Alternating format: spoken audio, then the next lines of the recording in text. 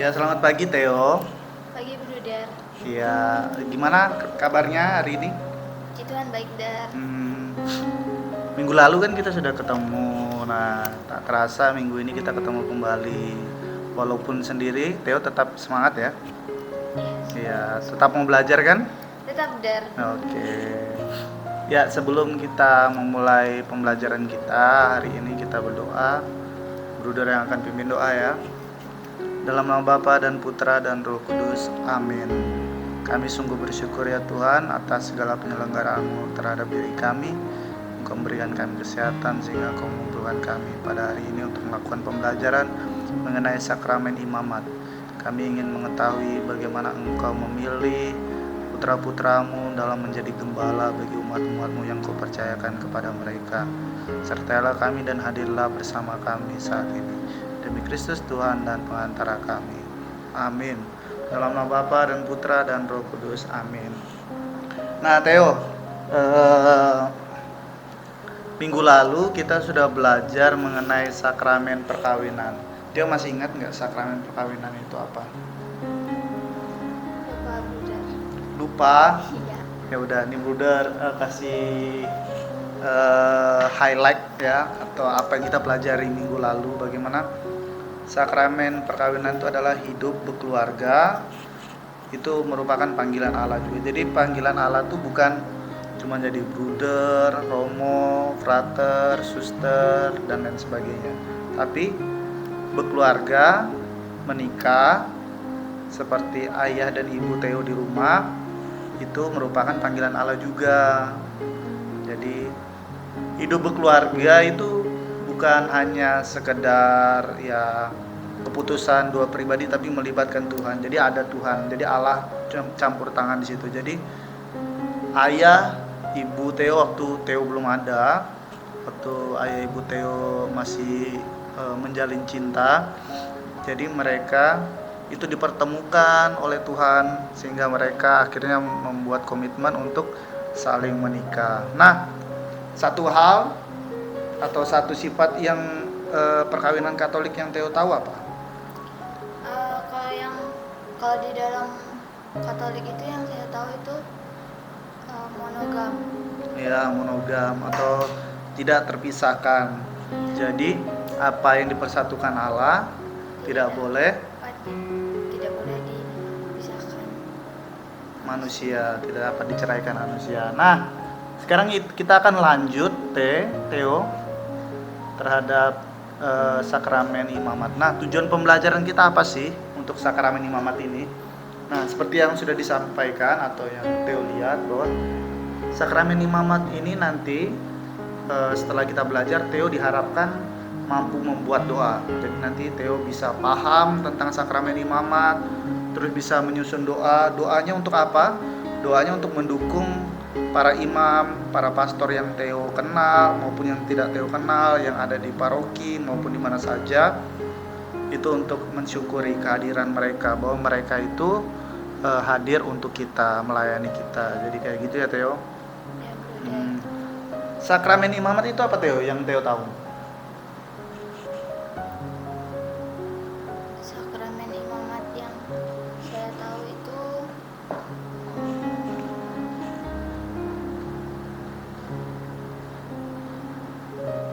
penerimaan ini Bro Dar. Untuk romo terus kayak ya gitu lah Dar. Oh ya, jadi ditabiskan gitu. Ya. Terus kekhasan sakramen imamat apa? Kekasannya Hmm. kalau yang saya tahu tuh Dar, dia kayak nggak, kalau orang yang sudah menerima sakramen imamat tuh nggak boleh menikah Hmm. kayak gitu Dar. Hmm. Syaratnya kira-kira yang pasti laki-laki ya. Ya, Ya, pasti laki-laki. Terus pasti Katolik ya. ya Orang Kristen boleh nggak terima sakramen imamat? nggak boleh Dar. Karena hanya khusus untuk yang beragama Katolik. dan itu pun yang terpanggil kan? Iya. Ya. Nah, jadi Bruder punya satu video untuk kita lihat bersama apa sih sakramen imamat itu atau tabisan itu seperti apa. Mungkin kalau Theo sudah pernah mengikuti upacara tabisan atau misa pada saat tabisan itu, pasti Theo sudah pernah lihat bagaimana tabisan para imam itu seperti apa. Tapi video ini akan membantu Theo untuk membantu kita bagaimana mengenal tabisan imamat itu seperti apa. Mari kita lihat.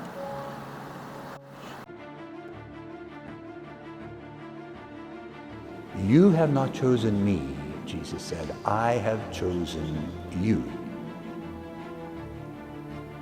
In the second reading for today, from the first letter of Paul to Timothy, we're reminded of just how ancient this ritual is. And in this very ritual of ordination, we are instructed that the priest is configured to Christ, the eternal high priest, and joined to the priesthood of the bishops. The imposition of hands in silence highlights for all of us that it is not our work, but the work of the Holy Spirit. You're being ordained as this local church. The Holy Church of Washington calls us actively to enter into the spirit of the new evangelization. This moment in time, for your exercise of the one eternal priesthood of Jesus Christ, includes the grace of a new Pentecost. This experience unfolding in this church is part of what we just celebrated in our first Archdiocesan Synod, of which you will be agents. Pope Francis is the model and a voice of this aspect of priestly ministry. We hear him say to us as Jesus did, "Go out, seek what's lost." The Good Shepherd invites, encourages, supports, reaches out over and over again to all of the flock and beyond. St. John Paul II reminds us the priest finds his full identity in being one with the Lord Jesus. He is a living and transparent image of Christ the priest. It is in the Eucharistic ministry that the priest responds to the command of Jesus at the Last Supper, the night before he died. Do this in memory of me. It's our turn now. It's our turn now to continue the mission of Jesus Christ in his church here today. What all of us recognize is that it is now your turn to take up the challenge of Jesus. Feed my sheep. The great work begun by Christ, passed on in his church, continues in each one of you. It's for this reason that with hearts filled with happiness, we simply pray, may what has begun so well in you today be brought by God to fruitful completion.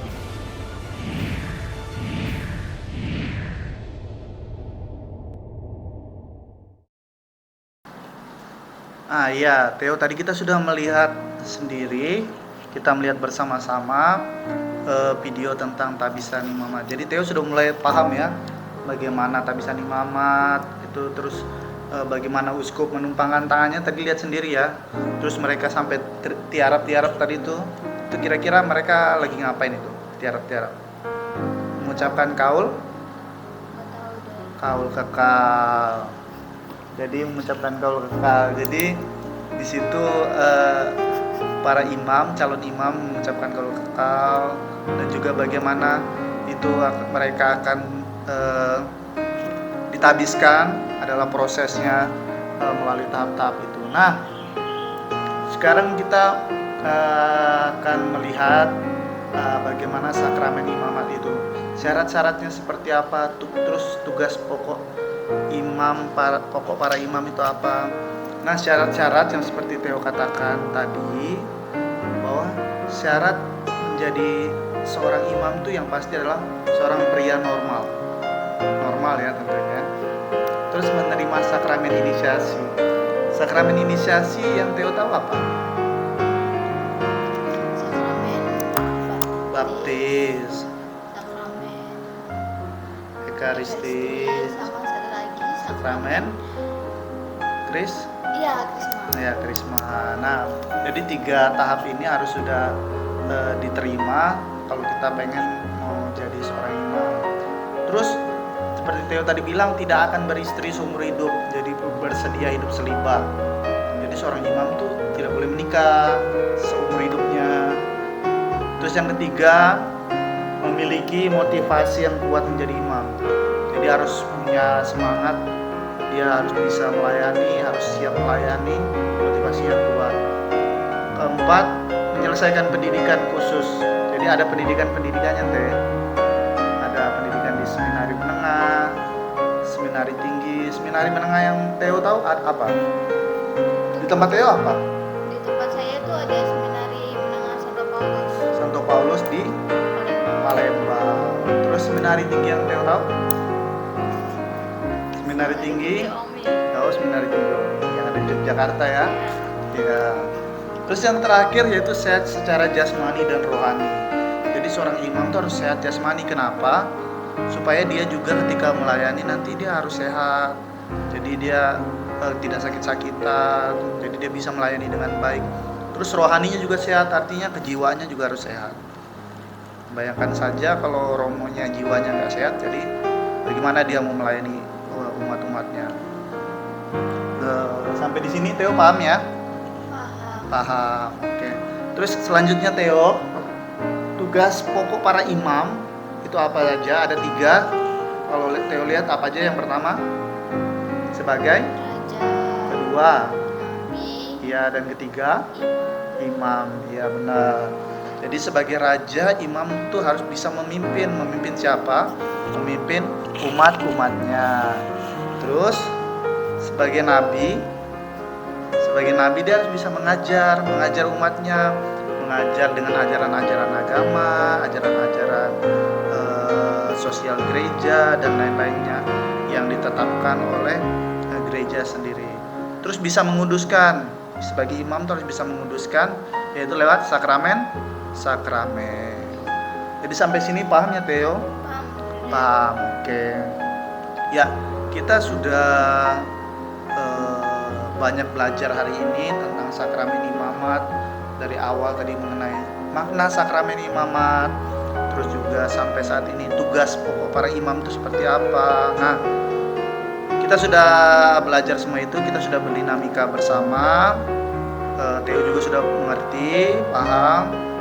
Nah, terima kasih Theo atas pertemuan kita hari ini. Tetap semangat, kita ketemu lagi minggu depan. Jadi Bruder mau kasih oleh-oleh buat Theo. Tereng. Tugas kelompok, artinya ini tugas pribadi untuk Theo aja ya. Ya, ini tugas pribadi untuk Theo. sendirian ya, Dan? Iya, karena Theo sendiri, jadi tugas pribadi buat Theo. Jadi tugasnya apa itu? Nah, pertama Theo harus cari tahu. Kan Theo biasa internetan gak sih? Iya. Ya, di rumah ada internet kan, ada wifi kan. Jadi Theo harus cari tahu materi apa yang digunakan dalam sakramen imamat. Terus maknanya apa? Materia itu artinya benda-benda apa saja yang digunakan di dalam penerimaan sakramen imamat. Terus makna penggunaan benda ini apa? Terus yang kedua forma itu kata-kata apa yang diucapkan dalam penerimaan sakramen imamat. Paus itu mengucapkan kata apa, terus calon imamnya mengucapkan kata apa, itu dicari. Terus yang ketiga, Theo harus belajar buka kitab suci. Jadi harus sering-sering buka kitab suci. Jadi Bruder pengen kasih tugas, Theo cari dalam kitab suci ayat mana yang menunjukkan ada penerimaan sakramen imamat yang menyangkut dengan sakramen imamat. Sampai sini paham ya Teh? Oke, paham. Oleh karena itu, terima kasih sekali lagi. Kita ketemu lagi minggu depan. Kita tutup pertemuan kita kali ini dengan doa. Doa akan dipimpin oleh Theo. Mari Theo.